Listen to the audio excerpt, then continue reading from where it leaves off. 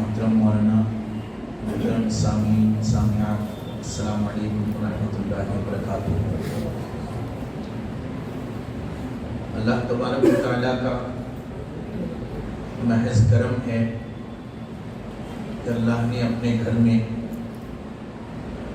ایک اسلامی دینی مقصد کو سامنے رکھ کر ہم اور آپ کو اکٹھا ہونے کی توفیق عطا فرمائی۔ انفاق کے متعلق ہم اور آپ کا اس وقت جمع ہونا ہے۔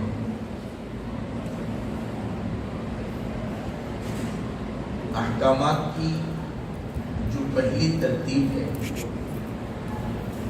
اللہ تعالیٰ کی طرف سے جو احکامات ہمیں ملے ہیں قرآن مجید کی شکل میں، سورہ فاتحہ قرآن مجید کا دیباچہ ہے۔ حکم سورہ بقرہ سے شروع ہوئے،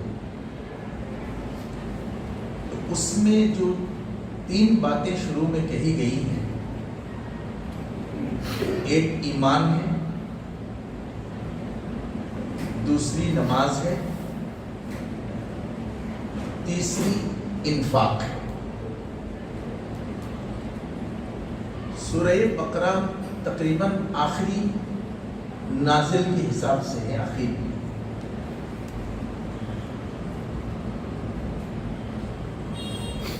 دو چیزیں انسان لے کر دنیا میں آئے،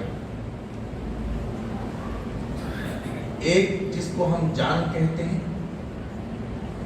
دوسرا جان کے متعلقات جس کو ہم مال کہتے ہیں۔ مال کا مطلب کرنسی نوٹ نہیں ہے، جان کے تحفظ میں جو چیزیں ہوں گی وہ سب مال ہے۔ اللہ تبارک و تعالیٰ نے انسان سے ان دونوں کی قربانی چاہیے۔ دنیا میں انسان اپنے آپ کو خدا کا بندہ ثابت کرنے کی ایک ہی شکل ہے کہ وہ اپنی جان کو بھی اللہ کے نام پہ فدا کر دے اور اپنے مال کو بھی اللہ کے نام پر خرچ کر دے۔ شروعات میں یہ بات جتلا دی گئی، جس طرح جان ہماری جو ہے وہ حقیقت میں ہم اس کے مالک نہیں ہیں، جو مال ہے اس کا بھی ہم کسی صورت میں حقیقی مالک نہیں ہیں۔ رزقناہم کا ایک لفظ اللہ نے استعمال کیا شروع میں، اس سے یہ بتایا کہ یہ جو دن بھر محنت کر کے، مہینے بھر دماغ لگا کے، مختلف جتن سماجت کر کے جو وسائل اور ثروتیں تم کماتے ہو، جس کی ایبسلیوٹ اونرشپ دنیا میں تمہاری ہے، حقیقت میں تم اس کا ایک حصے کا بھی مالک نہیں۔ کسی بھی درجہ کی ملکیت سے انکار کرنا یہی حقیقت میں لا الہ الا اللہ ہے۔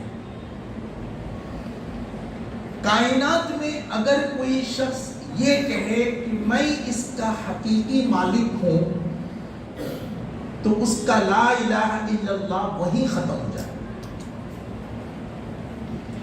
خدا کو ماننے کی تصور میں پہلی بات یہ ماننا ہے کہ اللہ ہر چیز کا مالک ہے۔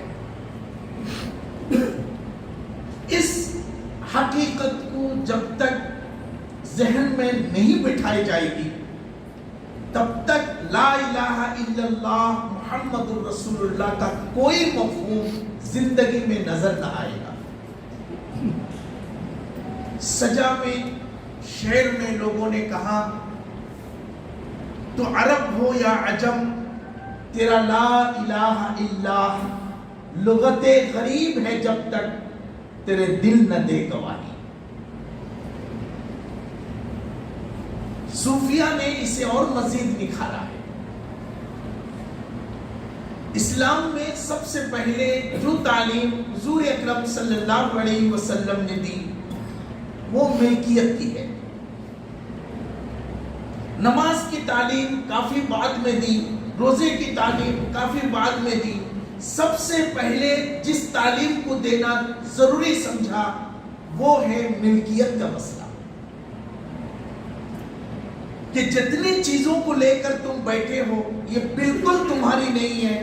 یہ ہاتھ تمہارے حساب سے خرچ نہیں ہوں گے، یہ آنکھ تمہارے حساب سے خرچ نہیں ہوں گے، یہ جسم تمہارے حساب سے خرچ نہیں ہوں گے. کیوں؟ اس لیے کہ تم اس کا مالک نہیں ہو. یہ مال تمہارے حساب سے خرچ نہیں ہوں گے کیونکہ اس کا تم مالک نہیں.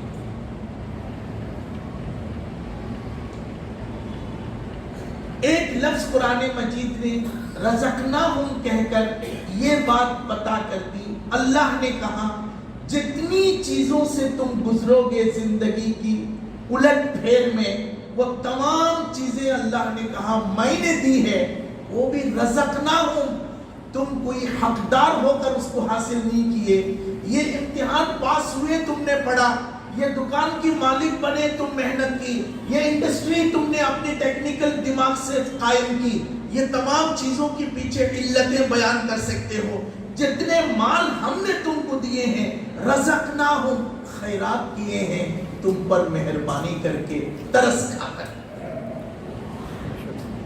تم خواجہ معین الدین چشتی ہو، تم شیخ عبد القادر جیلانی ہو، تم محمد بن اسماعیل بخاری ہو، تم نعمان بن ثابت ہو، اس لیے میں نے تم نے مال دیے. تمہاری کوئی اپنی حیثیت ہے جس کی وجہ سے ہم نے تم کو کچھ دیا ہے؟ ایسا کوئی حیثیت ہی نہیں خدا کے سامنے. اللہم لا مانع لما اعطیت ولا معطی لما منعت ولا ينفع ذا الجد منک الجد. خدا کے سامنے کسی کی کوئی حیثیت نہیں. رزقناہم، ترس آیا میں نے تم کو دیا. اور یہ دین نہ چہرہ دیکھ کے دیتا ہوں، نہ ایمان دیکھ کے دیتا ہوں، نہ کٹنبہ دیکھ کے دیتا ہوں، نہ خاندان دیکھ کے دیتا ہوں، نہ چہرہ اور اس کے تمام آسائشیں دیکھ کر دیتا ہوں. بس دیتا ہوں اپنے حساب سے. مسلمان، کافر، اللہ کو ماننے والا، نہ ماننے والا، یکساں طور پر سب کو بانٹتا. لیکن ترس کے دیتا. اس لیے دنیا کے اندر مال کا جو تقسیم ہے، اس کی جو ویریشن ہے، اس کے جو تفاوت ہے، اسے دیکھ کر اللہ کے یہ فرامین سمجھ میں آتے ہیں. کوئی دن رات محنت کرتا ہے، 5 روپے کے لیے ترس جاتا ہے، تو کوئی گھر کی چارپائی پر پاؤں ہلاتا بیٹھتا ہے، پیسے بارش کی طرح نوٹ اس کے اوپر آ جاتے ہیں. کوئی آدمی حق و حلال کی پہچان میں دھکے کھاتے ہیں، کوئی تمام قسم کی خرافات کرتے ہیں. اللہ دن بدن اسے ترقی دیتا ہے دنیاوی اعتبار سے. مال بڑی عجیب چیز ہے، یہ اللہ تعالیٰ اپنے حساب سے دیتا ہے.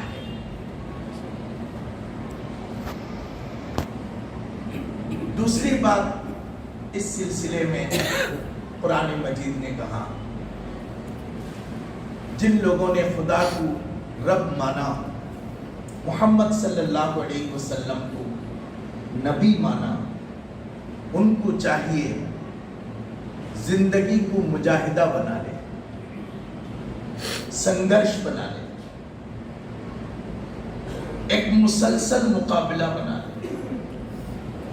کس سے مقابلہ کریں گے؟ ہتھیار کیا ہے؟ کہاں 2 ہتھیار ہے، ایک جان ہے اور ایک مال ہے. جہاد ہاتھ سے ہوگا، کہاں نہیں، جہاد مال سے ہوگا، پھر ہاتھ سے ہوگا. 10 سال تک مال کی جہاد کروائی، جب مال کی جہاد میں پاس ہوئے تب کہا کہ 12 سال تک مال کی جہاد کروائی، جب مال کی جہاد میں پاس ہوئے کہا اب جان کی جہاد کرو، تب جا کر بدر و احد سامنے آئے. جو مال کے مجاہد نہ بن سکے وہ جان کے مجاہد اس کو کبھی نہیں بنایا گیا.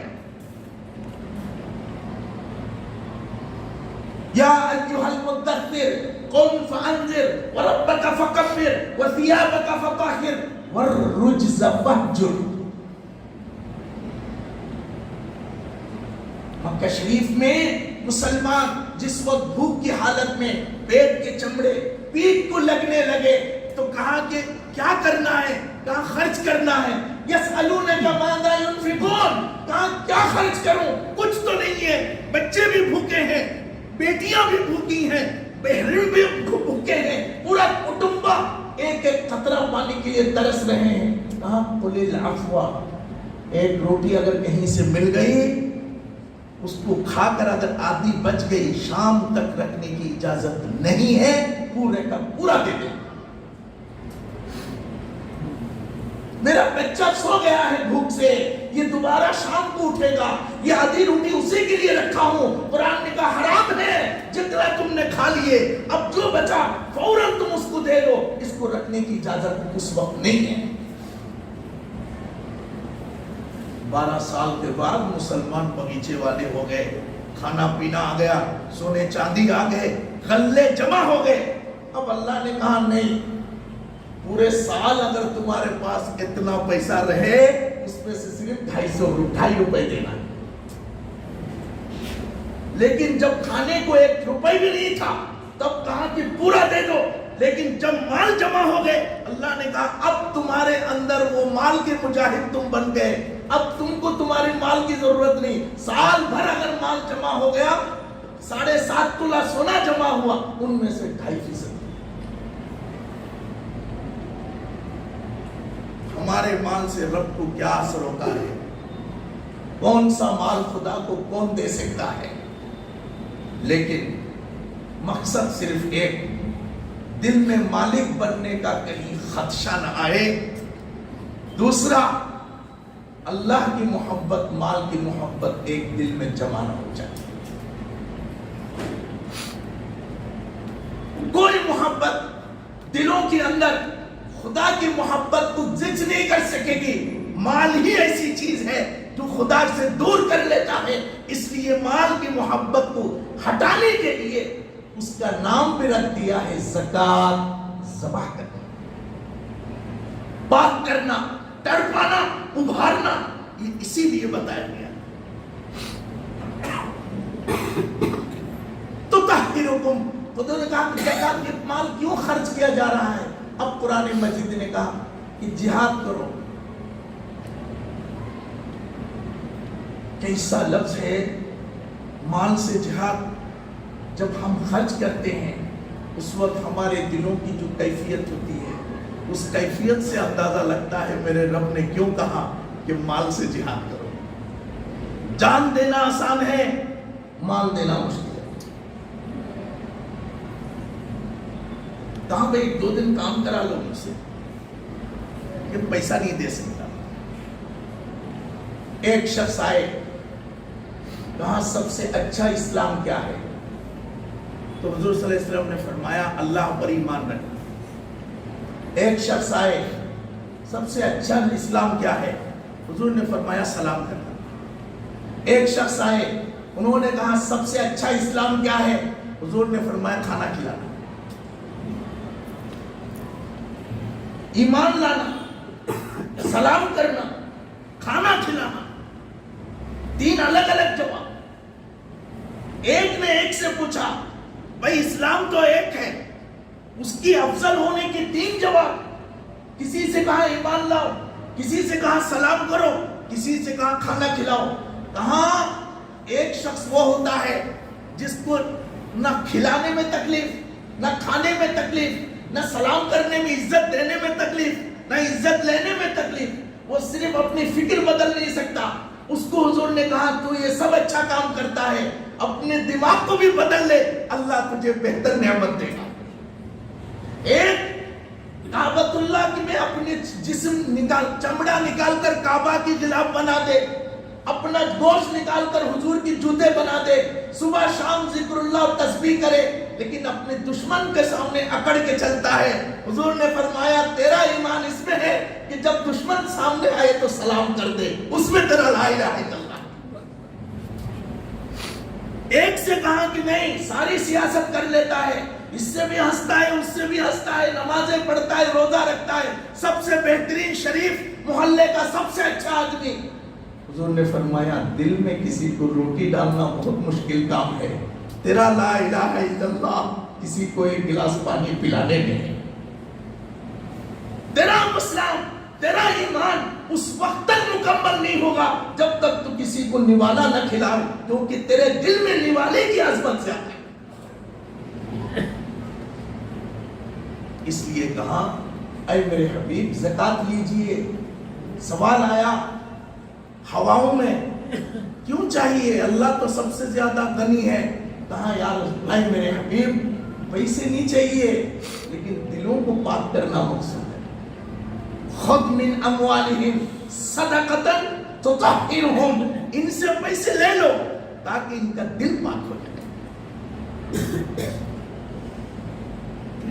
ان کے اندر مال کے ساتھ کشش ہے، اس قدر کشش جس طرح جان کے نکلنے میں جتنی تکلیف ہوتی ہے، مال کے نکلنے میں اس سے زیادہ تکلیف ہوتی ہے۔ اللہ کی نظر میں سب سے زیادہ خراب عمل یہی چیز ہے۔ کہانی بتانے والوں نے کہانی بیان کی کہ نمرود اس لیے بچ گیا کیونکہ وہ سخی تھا۔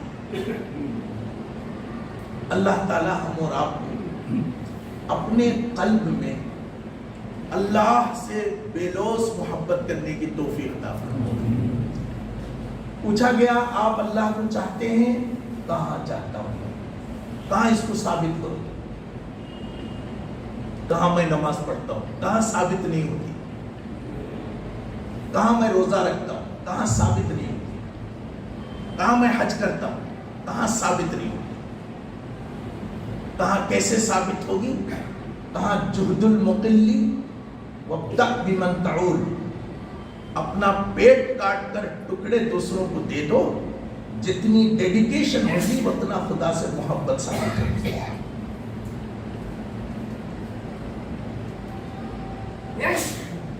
صحابہ اکرام میں بڑے مقام پائے اللہ کی نظر میں، بڑے علم والے صحابی تھے جن کی تعداد 100 سے زائد ہے، بڑے عبادت گزار صحابی تھے جن کی تعداد لاکھوں میں، کوئی صحابی بنا عبادت کے نہیں تھے، بڑے معاملہ فہم قیادت سے لیس وزڈم تمام صلاحیتوں سے پر شخصیات تھے، لیکن آخری عمر نے حضور صلی اللہ علیہ وسلم ایک مسجد میں بیٹھ کر کہا جتنوں کا احسان ہے سب کا میں لوٹا دیا، تم میں سے جن لوگوں نے مجھ پر احسان کی ہم نے سب کا احسان لوٹا دیا، ایک آدمی ہے اس کا احسان میں نہیں لوٹا سکا اور وہ ابو بکر صدیق۔ اب سب مل کے ان کے پیچھے پڑ گئے، کیا کیے کیا کیے کیا کیے کیا کیے، کہا نہ میں قرآن جانوں نہ میں حدیث جانوں، نہ میں علم فرائض جانوں نہ میں حدیث تحدیث اور محدثیت کا کوئی امام ہوں، بس میرے پاس جو کچھ ہے میں نے حبیب خدا محمد مصطفیٰ پر ہم نے نچھاور کر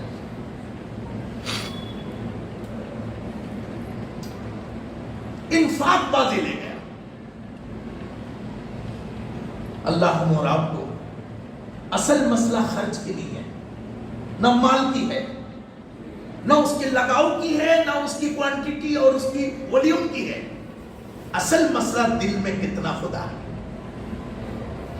یہ تعلق ایمان سے ہے، اس کی تلقین شروع سے کی گئی۔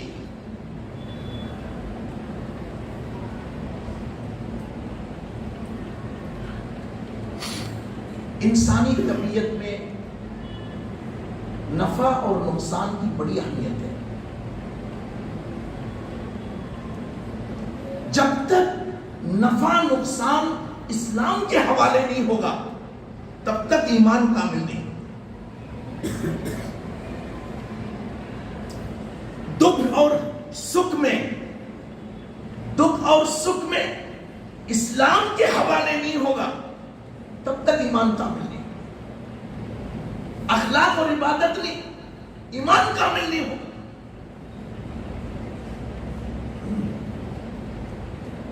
ایک شخص حج کو گئے, کوئی غلطی کی حج میں, احرام بنا کے نیتر لگا لیا, حدود حرم میں گھاس توڑ دیا.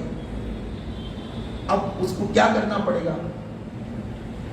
دوبارہ احرام باندھ کے دوبارہ وہاں ایک گھاس کا پودا لا کے ڈالنا ہے, یا کعبۃ اللہ کے پاس جا کر ایک 10,000 بار ذکر کر کے معافی مانگنا ہے. اللہ نے کہا نہیں, غلطی کی پیسہ خرچ کر, دم دو, بکرے کی صورت میں دو, کھانا کھلا کر دو, کپڑا دے کر دو. ایک نے قسم توڑ دی, اے اللہ معافی چاہتا ہوں, ایک 5,000 رکعت نماز پڑھ کے. اللہ نے کہا نہیں, میں معافی. کیسے معافی ہوگی؟ مسکین کو کھانا کھلاؤ. روزے کی ریپیئری بھی مال کرتا ہے, حج کی ریپیئری بھی مال کرتا ہے. ایک شخص نے ایک شخص کو بری بات کہہ دی, اب اس کی کمپنسیشن کیا ہے؟ مال ہے. انسان کی زندگی میں مال کے ذریعے خدا کی قربت سب سے زیادہ ہے. لوگ تراویح کی نماز پڑھ رہے تھے, حضرت عمر باہر سے دیکھ رہے تھے. حضرت عمر کیوں سب میں نہیں ہے؟ بخاری میں ہے, رمضان میں لوگ نماز پڑھ رہے تھے, نفل نماز ہے. فرض میں تو انہوں پڑھاتے تھے, فرض کے امام کون تھے؟ وہ خلیفہ تھے, وہ پڑھاتے تھے. نفل پڑھ رہے تھے, حضرت عمر باہر تھے. حضرت ابی نے کہا یہ کیا کر رہے ہیں؟ حضرت عمر نے پوچھا, کہا رمضان میں نوافل پڑھ رہے ہیں. کہا میں چاہتا ہوں کہ ان کو ایک امام کے پیچھے جمع کرو. حضرت باہر کھڑے ہیں, حضرت آٹے کے تھیلا لے کر بھوکے لوگوں کے گھروں میں دے رہے ہیں. جان خرچ کر رہے تھے, طاقت خرچ کر رہے تھے. جہاں تک خدمت والے گئے, جہاں تک انفاق والے گئے, وہاں ذاکر اور عابد نہیں پہنچ سکے. حالانکہ وہ خود بھی عبادت ہے. اللہ ہمیں توفیق عطا کرے.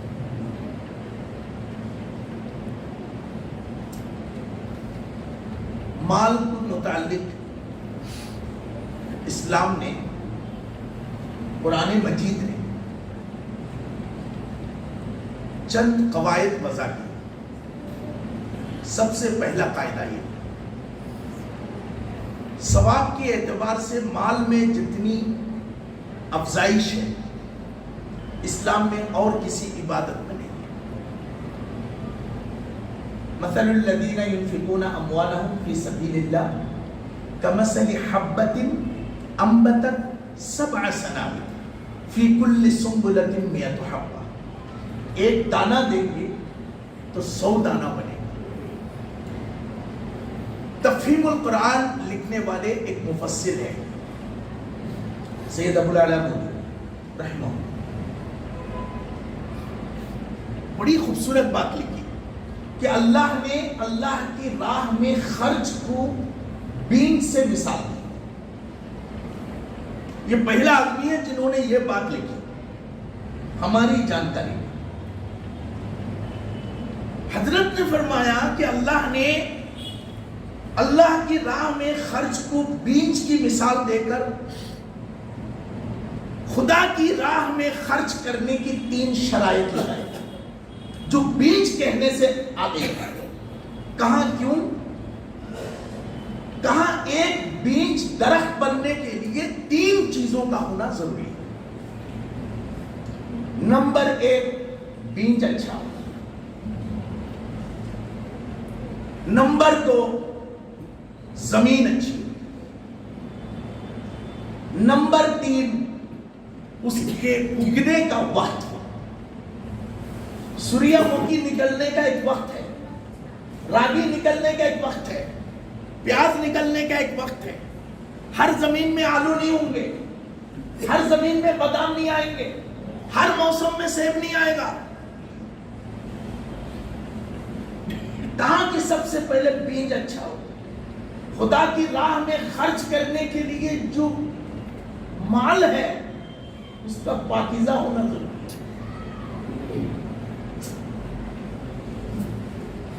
معراج شریف میں اللہ کے رسول تنہا ہوئے. رب ذوالجلال نے فرمایا میرے مہمان وحشت محسوس کرے، میں اپنے مہمان کو وحشت محسوس کرنے نہیں دوں گا. ان کو کمپنی چاہیے تو کسی کی چلنے کی آواز سنا دو.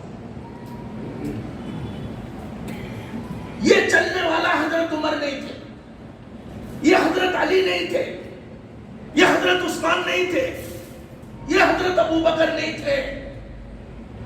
خدا نے پورے لاکھوں لا الہ الا اللہ پڑھنے والے، 2 لاکھ تہجد پڑھنے والے، 500 حافظ قرآن، 1000 محدث صحابہ میں سے اس آدمی کو چنا جسے بکرے چرانا چھوڑ کر کچھ نہیں آتا.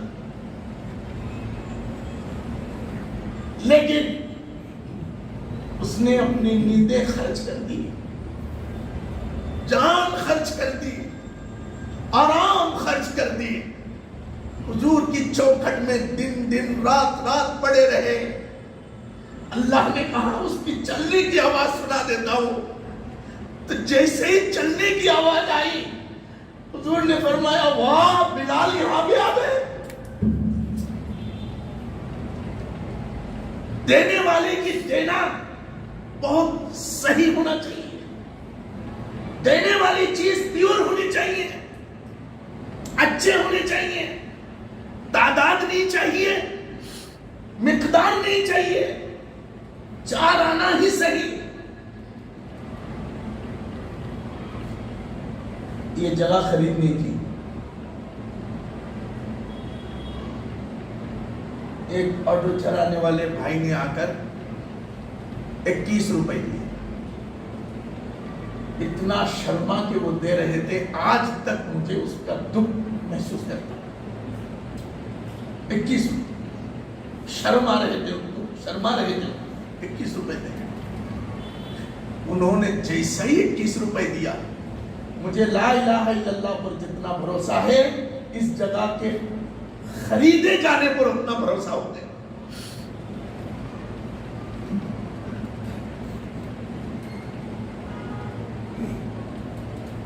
چیزوں کی کوئی اہمیت نہیں ہے، جو دی جائے گی وہ ہمیشہ اچھی ہونی چاہیے. اچھی چیز ہونے کے لیے انسان کو کھڑے ہونا ضروری ہے. خدا نے کہا کہ وہی 1 دانہ 100 دانہ وہی ہوگا جو دانہ پنپنے والا ہے. بیج اچھے ہونے چاہیے. احد کے میدان میں حضور صلی اللہ علیہ وسلم نے کہا بھائی لاؤ، یا کسی تبوک کے موقع پر کچھ نہیں ہے، لوگ تھوڑا تھوڑا لا رہے. حضرت عثمان ایک دم قافلہ لے کر آ گئے. اونٹ اس پر لوڈ، آپ کہیں کہ 100 لاریاں پوری لوڈ کے ساتھ لے کر آ گئے. مال دیکھ کر حضور اتنے خوش ہوئے. جو جملہ حضور نے وہ مال کو سامنے رکھ کر حضور نے فرمایا قیامت تک کسی کے حصے میں نہیں آئیں گے.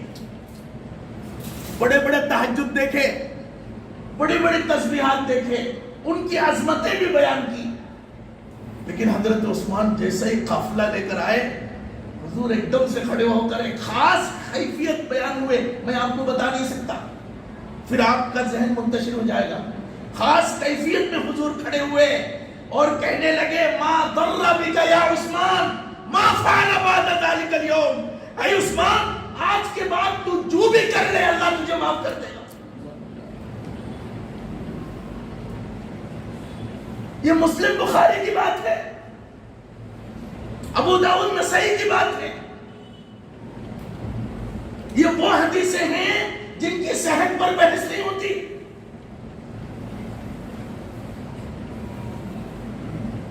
اے عثمان، آج کے بعد تو جو بھی کر لے تجھے کوئی نقصان نہیں ہوگا. اتنا خوش ہو گیا. لوگ لاتے رہے، بوریوں میں، برتنوں میں بڑا ڈھیر جمع ہوا. قرآن مجید نے اس کلیکشن کی جو منظر ہے قرآن نے بیان کی کہ یہودی کھڑے تھے لائن سے گول مار کے. حلقہ لگا کے مسلمان لالا کے دے رہے تھے تو یہ طنز کرتے تھے. سورہ توبہ پورا اسی پر شاہد ہے.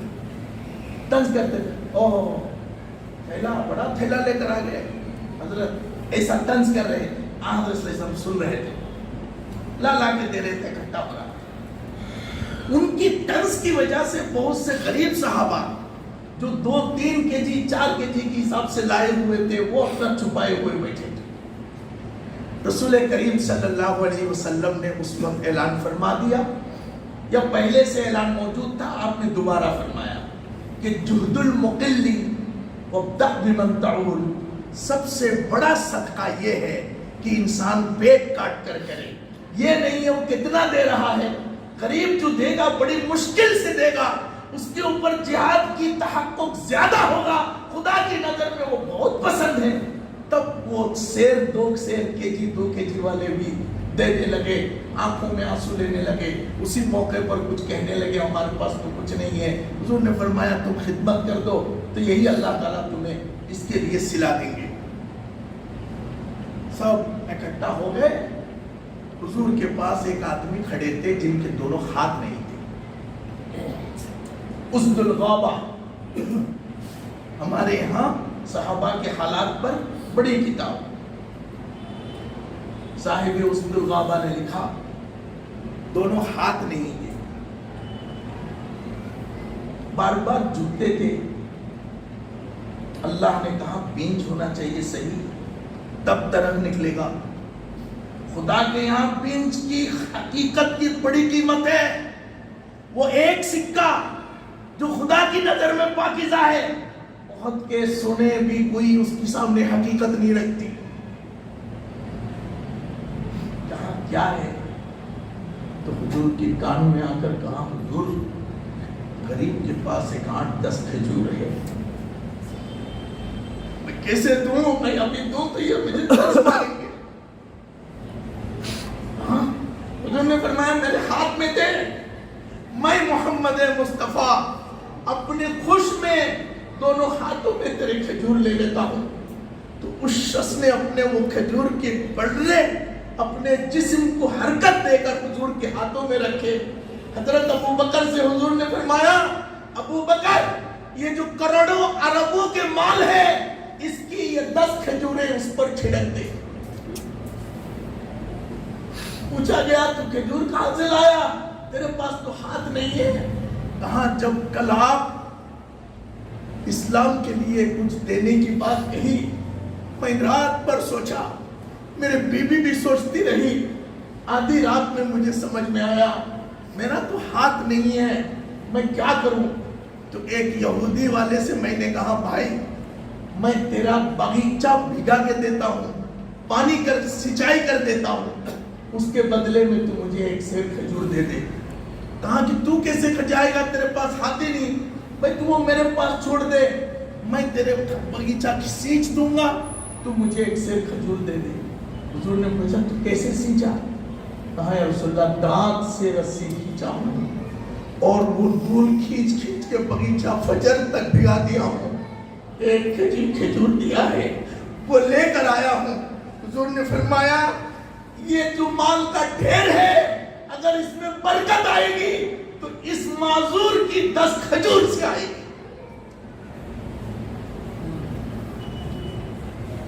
بیج پکا. دوسری چیز زمین اچھی ہونی چاہیے. اس سے یہ بات سمجھ میں آئی, آپ خرچ کرتے ہیں یہ بھی اچھی بات ہے, کہاں خرچ کرتے ہیں یہ ضروری چیز. ایک بھی کہتے ہیں بھائی میں صرف حلال کماتا ہوں, بھائی ٹھیک ہے حلال کماتے ہیں, خرچ بھی حلال کرتے ہیں یا نہیں یہ بھی ایک سوال. ہم یہ سمجھتے ہیں کہ صرف کسب حلال ہی ذمہ داری ادا ہوتی ہے. حضرت قرآن یہ کہتا ہے کسب حلال بھی عبادت ہے اور انفاق حلال بھی عبادت ہے. قیامت کے دن اللہ تعالیٰ کا سوال جو ہوگا کتنی رکعت نمازیں آپ نے پڑھی, یہ ہوگا کتنے روزے رکھے, یہ ساری چیزیں ہیں. لیکن میرے نبی صلی اللہ علیہ وسلم نے جو 5 سوال کی بات کہی ان میں سے 2 سوال مال پر ہیں. کہاں کمائے؟ تو وہ کہیں گے بھائی میں تو زندگی پر حلال تجارت کرتا رہا. بات ختم ہو گئی. پھر اللہ پوچھیں گے کہاں خرچ کیے؟ حلال کی کمائی ہے لیکن دنیا ہم سے حرام میں وصول کرتا ہے.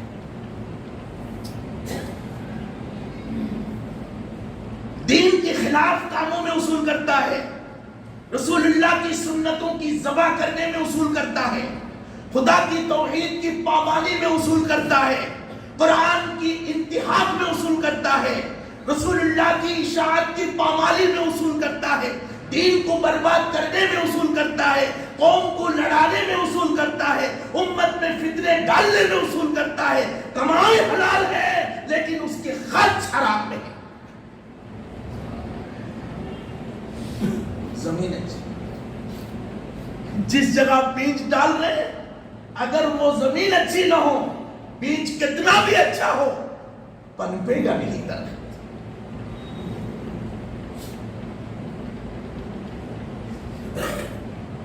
ایک شخص آئے عرفات میں کچھ دے دو. لوگ دے رہے تھے بھائی عرفات. لوگوں کی سادگی بھی بڑی عجیب ہے. جہاں نہیں پکڑنا چاہیے وہاں گردن پکڑ لیتے ہیں. جہاں پکڑنا چاہیے وہاں لوگ بڑے لبرل ہیں. جنوں کو خیرت کہیں, خیرت کو جنوں. اب جو چاہیں آپ کی عقل کرشمہ ساز کرے. وہ گھوم کے حضرت عمر کے پاس آئے. یوں کچھ دے حضرت عمر نے کہا تھیلے میں کیا ہے؟ کہاں روٹیاں ہیں. یوں پکڑ کے پھاڑ دیا. حضرت علی کے پاس آئے. حضرت علی نے کہا کیا ہے؟ کہا روٹی. کہا تو کیسا آدمی ہے؟ یہ جگہ عرفات ہے خدا سے مانگنے کی وقت. وہاں اللہ تو لوگوں سے مانگ کے پھر رہا ہے. حضرت عمر کے پاس ایک آدمی آئے. انہوں نے ان کی روٹی کی جھولا پکڑ کر کھینچ کے پھاڑ دیا. اتنی روٹیاں رکھ کے تو لوگوں سے پھر رہا ہے. تم سائل نہیں ہے تاجر ہے. حضرت عمر نے آج مانگنا ایک پروفیشن ہے. جتنے مانگنے والے ہیں 3 گھر انہوں نے لیز میں ڈال کے رکھا ہے. آپ دن بھر گرمی مار کے ہاتھ درد کر کے اتنا نہیں کما سکتے جتنا مانگ کے کما لے رہے. اوپر سے نیچے تک مانگنے کی ایک خاص ترکیب اپنا لی. امت میں ہاتھ پھیلانے کا ایک فیشن چل پڑا ہے. دین سے محبت رکھنے کی جذبے کو ایک خاص قسم کا بنا لیا. حضور نے پوچھا یا رسول اللہ بہت مشکل میں کیا ہے گھر میں؟ کچھ نہیں ہے. نہیں کچھ تو ہوگا. کچھ نہیں ہے. انہوں نے کہا آٹا پیسے. کچھ نہیں ہے. نہیں کچھ تو ہوگا. حضرت ایک پیالہ ہے اس میں پورے گھر والے پانی پیتے ہیں. ایک بستر ہے ابو داؤد ایک بستر ہے. تقریباً سنن میں روایت ہے مشکات میں بھی. وہ لے کر آ جاؤ. ذرا مجھے کچھ دے دیجیے. کہا نہیں وہ لے کر آؤ. آئے تھے مانگنے. بستر اور پیالے بھی لوائے جا رہا ہے. نبی کے حکم سے لے کر آ گئے.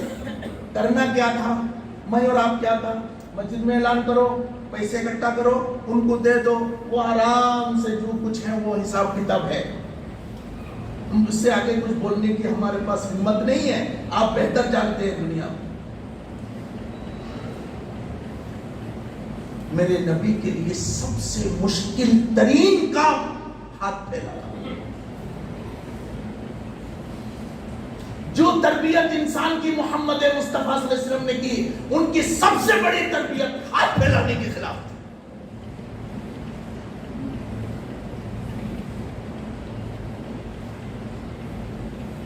کہاں بھائی پیالے اور بستر کس کو چاہیے؟ تو چاہیے نہیں تھی. حضور نے نیلام کی. 2 ریال میں بک گئی. حضور نے فرمایا 1 ریال کا صرف روٹی لے جاؤ. تعلیم دیکھیں گے, 1 ریال کی روٹی. وہ آئے تھے مدد چاہنے, ان کے کمبل بکوا دیے. وہ آئے تھے خیرات مانگنے, حضور نے شتل بکوا دیے. یہ سب کام کرنے کے لیے وقت لگ رہا تھا. میرے جیسے نہیں تھے, وہ نبی تھے, زمین اور آسمان کے پورٹ فولیو کے سامنے تھا. ان کا برتن بکھانا, پیسہ وصول کرنا, ان کو 1 روپے دینا, کلاڑی خرید کے لانا, کلاڑی میں خود ڈانٹ لگا کے دینا اور کہنا کہ لکڑی کاٹ لے, اس کو بیچ لے, 15 دن کے بعد ہاتھ پھیلانا میرے مذہب میں نہیں ہے. ایک طرف کہا کہ غریبوں کی خدمت کرنا سب سے اچھا کام, دوسری طرف کہا لوگوں کے سامنے ہاتھ پھیلانا دنیا میں سب سے برا کام. کہاں ڈالنا ہے بہت حساب. امت کی اس سادگی کو خطرناک حد تک خراب کرنے کی بڑی جال سازی ہو گئی. جو اصل لوگ ہیں, حقدار لوگ ہیں, صحیح لوگ ہیں, وہ پیچھے ہو گئے. یہ دیکھنا پڑے گا آپ کو, میرا یہ پیسہ کس میں جا رہا ہے, یہ جلسے پر میرا خرچہ خرچ ہو رہا ہے, اس جلسے میں کیا ہوتا ہے, خدا بڑا ہوتا ہے کہ خدا کو چھوٹا کیا جاتا ہے, امت کو ملایا جا رہا ہے کہ امت کو پھاڑا جا رہا ہے, قرآن کی طرف لایا جا رہا ہے کہ قرآن سے دور کیا جا رہا ہے, حضور کی سنت کی بات کی جا رہی ہے یا حضور کی سنت کو مٹایا جا رہا ہے. آپ اپنے پیسے اس جگہ کیوں دیں گے جس میں حضور کی سنت کا قتل ہو, خدا کی توحید کی قتل ہو, اللہ کی کبریائی کا قتل ہو, امت کی محبت کا قتل ہو, اس میں آپ کا 1 روپے کیوں لگے گا؟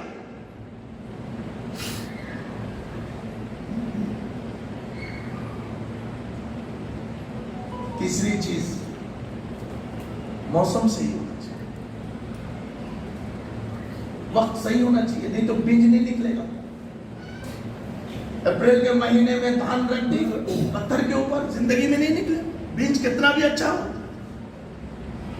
پانی چاہیے اسے, اوپر کا, نیچے کا, ادھر کا, ادھر کا, نہیں نکلے گا. انہوں نے جا کر درخت کے سامنے کنواں کھود دی. کیوں بھائی؟ پانی زیادہ ہوا تو درخت مر جاتا. الائچی کی درخت پانی زیادہ ہوا تو مر جاتا. کافی کی درخت ٹھنڈک زیادہ ہوئی تو مر جاتا. اوپر ٹھنڈک چاہیے, نیچے نہیں چاہیے. سب چیزیں خیال رکھنا پڑے گا. اس سے تیسرا سبق یہ دیا کہ بھائی 2 پیسے دیے, بھائی کچھ دن کی خرچ کے لیے, نہیں بھائی اس مہینے میں بہت مشکل ہے, اس مہینے میں بہت مشکل ہے. قرآن نے کہا الذین ينفقون فی السراء والضراء, خوشحالی میں بھی خرچ کرنا, بدحالی میں ذرا زیادہ کرنا. جب تنگی ہو تو زیادہ کرنا. اسلام میں شروع میں اوڑھنے کو کپڑا نہیں تھا. اللہ نے کہا کیا بھی بچانا نہیں, جتنا ہے پورا دے دینا. جب سب کچھ آ گیا اللہ نے کہا نہیں چاہیے, اب بس 100 میں 2.5 روپے دے دو بس.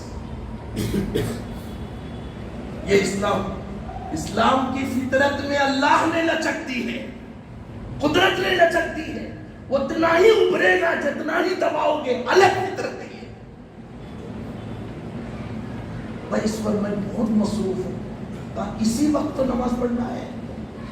کہاں یہ فجر کی نماز 8 بجے پڑھ لیتا ہوں. کہا نہیں, اسی ٹھنڈک میں ٹٹرتے ہوئے, پانی کے ساتھ جنگ کرتے ہوئے آ کر اللہ اکبر کہہ کر کھڑا ہو جا. زمین سے لے کر آسمان تک سارے دروازے کھل جائیں گے.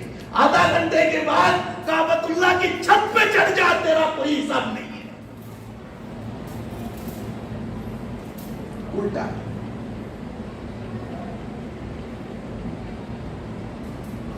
ان 3 اصول کا خیال رکھنا ہے. میرے مال اچھے ہوں, جہاں میں دے رہا ہوں وہ اچھے ہوں, جس وقت جو چیز مجھ سے چاہیے اسی وقت اس چیز کے لیے میں تیار ہوں. حضور کے سامنے دینے والے آتے گئے لاتے گئے.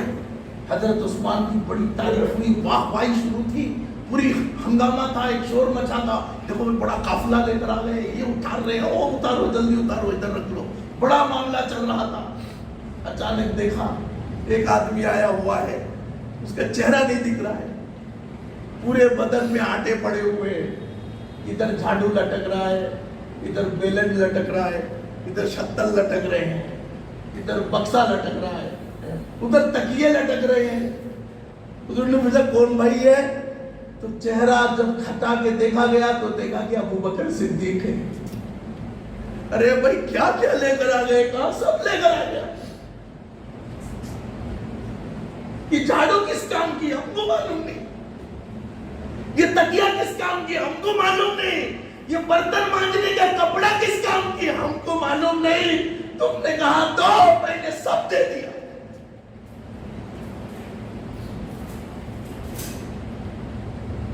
ہم کوئی موسم, ہم کوئی ریکوائرمنٹ, ہم کوئی سچویشن, ہم کوئی حالات نہیں جانتے.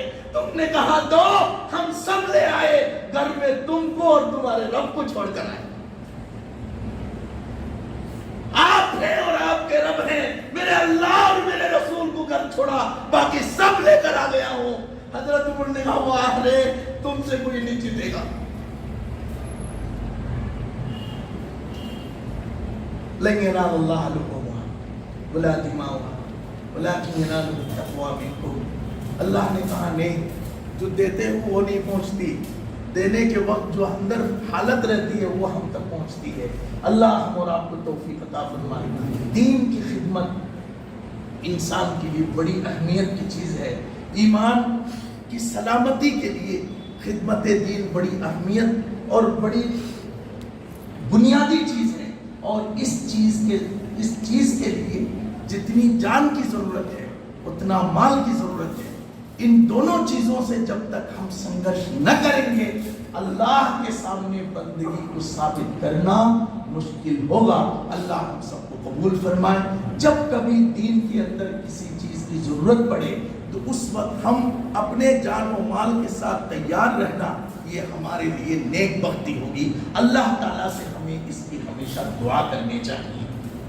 اس وقت ہمارا مال اچھے ہوں یہ بھی ضروری ہے, ساتھ میں یہ بھی ضروری ہے کہ جہاں ہم لگا رہے ہیں وہ بھی اچھے ہوں. اسی لیے جان بھی اس لیے تاکہ خدا کا نام بلند ہو, مال بھی اس لیے کہ خدا اور خدا کی رسول کی عظمتیں بیان ہوں. اللہ ہمیں دین کی خدمت کے لیے قبول فرما لے. اللہ ہم سب کو دین میں قربان ہونے کے لیے قبول فرما لے. ہمارے مال, ہماری جائیداد, ہر چیز کو اللہ قبول فرما لے. اللہ ہم سب کو اس جلسے میں شرکت کو اللہ قبول فرمائے. مسجد کے ذمہ دار, جماعت کے ذمہ دار جنہوں نے اس جلسے کے انتظام کیے ہیں, اللہ ہم سب کو قبول فرمائے. سبحان اللہ بحمدہ, سبحان اللہ العظیم, سبحانک اللہم و بحمدک, نشہد ان لا الہ الا انت, نستغفرک و نتوب الیک.